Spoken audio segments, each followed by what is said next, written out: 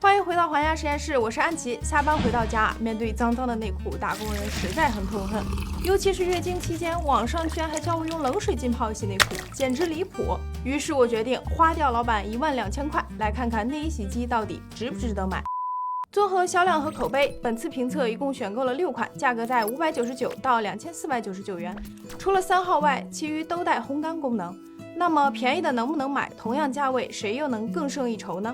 拿到手发现，虽然同为迷你洗衣机，但是有这样的，甚至还有这样的。大家在购买时一定要看清楚详情页的产品尺寸，不然可能会跟你预期有很大差距。我给大家统计了这6台洗衣机的占地面积和洗涤容量。3号每次只能洗1条内裤，有点局限性，而1号最多能放15条内裤，但还是不建议大家攒这么久。如果你不介意的话，1号用来洗瑜伽服和婴儿衣物也是可以的。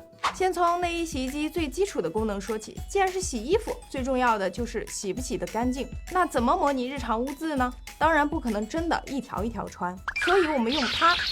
由于我们内裤上的分泌物大多是蛋白质类物质，所以可以用鸡蛋和牛奶混合物来模拟污渍，吸取定量的混合物涂抹在内裤上，自然风干24小时后开始测试。可能因为涂抹的污渍太多，所有洗衣机都不能完全把内裤洗干净。同时我还加入了一个手洗对照组，发现如果你不嫌累的话，果然还是手洗最干净。虽然没有满分选手，但6台洗衣机的表现还是有差距的。洗得最干净的是1号，仅次于手洗，有淡淡的黄色残留。2号、3号、4号、6号表现差不多，除了有黄色残留外，还能看到明显边界。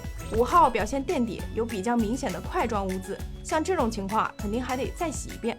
那如果你一不小心忘了洗，3天后才发现角落里的内裤，这种情况内衣洗衣机能洗到什么程度呢？还是重复之前的操作，这次直接风干3天，然后送进6台洗衣机中进行清洗。这次整体来看残留物要比上一轮多，排名也发生了变化。3号领先一众选手，甚至比手洗的还要干净。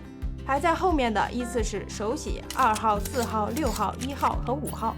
3号洗得最干净，看来模拟手搓的形式在应对顽固污渍方面有明显优势。而采用滚筒技术的1号洗衣机，对于放置了3天的内裤，清洁力有明显下降。除了常规污渍，最让女生头疼的就是月经期间的血渍了。于是我又买来了无菌脱羊血，在每条内裤裆部均匀涂上1.5毫升，晾晒1天后送进洗衣机清洗。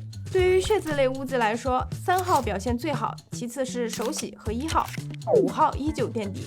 其中2、4、5号有专门针对血渍或者特渍的模式，我又用这些模式洗了一遍，发现和普通模式清洗过的内裤相比，肉眼几乎看不出差距。所以用这些模式大概率就是求个心理安慰。到这里已经能大概了解这几台洗衣机的洗净能力。总体来看，1号对于当天或者隔天的内裤清洗效果最佳，3号对于陈旧污渍和血渍洗得最干净，5号表现最差，几乎每次都是垫底，还不如599元的低价款。洗净能力测完了，那对于常年阴雨笼罩下的地区来说，烘干功能也是至关重要。这里面3号没有烘干功能，痛失南方用户。我们将洗完脱水后的内裤放进6台洗衣机中进行烘干，同时监测每台洗衣机烘干时的内部温度。结果发现所有机器的烘干温度都不低，即便是采用了所谓分子筛烘干技术，宣称可以低温高效烘干的1号洗衣机，内部运行温度最高时也达到了73摄氏度。不过相比其他选手确实是低了不少。同样的，2号也在详情页标注了50摄氏度低温柔护。当你以为有点搞笑的时候再多看一眼，就会发现原来人家指的是出风口温度。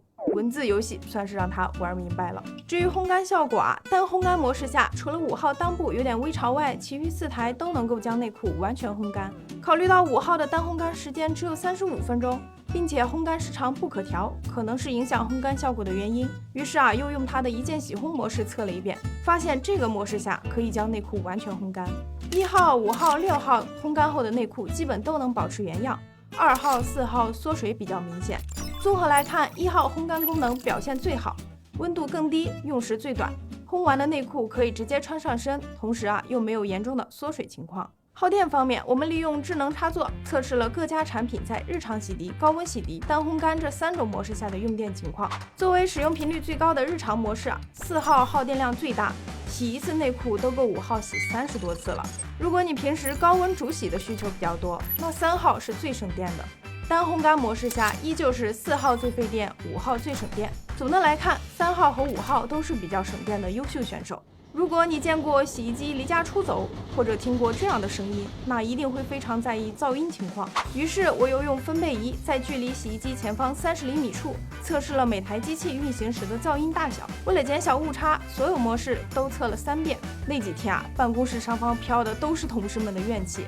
如果可以的话，还请大家点点赞，帮同事们灭灭火。最终我如愿得到了下面这些数据：5号、2号相对最安静，在洗涤和脱水过程中几乎听不到什么声音。1号紧随其后，位列第2梯队。4号在洗涤和脱水时声音还算可以，但烘干噪音非常大。3号、6号在洗涤脱水环节都会有比较强的存在感，介意的小伙伴可以避避雷。最后是一些会提升使用幸福感的功能点，也是中高端洗衣机溢价的一部分原因。这6款中啊，1号、4号支持 App 智能操控，会比机器面板上的模式更多，给用户的操作空间也更大。同时1号比4号多了项预约功能。1号、5号这2款洗衣机还可以自动投放洗衣液。1号的投放仓比较大，抽取很丝滑；5号的投放仓只有一个小孔，倒洗衣液的时候很费劲，而且还不能抽出来，看不到目前剩余多少洗衣液。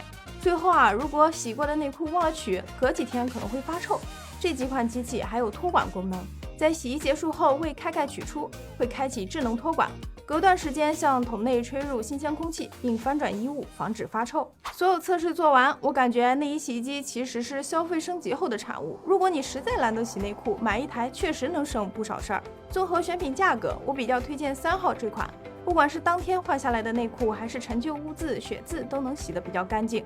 同时体积小巧，操作界面简单，还支持更换内桶，家里1人1桶，用起来也不膈应。但和同价位的选手比啊，它少了烘干功能，对于南方的小伙伴不太友好，而且一次只能洗1条，遇到内裤多的时候啊，就只能静静等待。1号在洗净程度方面也表现不错，并且烘干时间最短。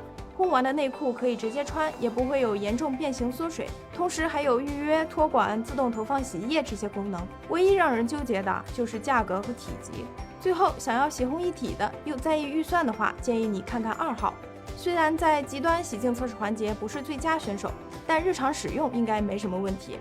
同时噪音小，操作简单，又有托管功能。好了，以上就是本期节目的全部内容了。如果对你选购内衣洗衣机有所帮助的话，还请点赞转发支持。这里是皇家实验室，我们下期再见。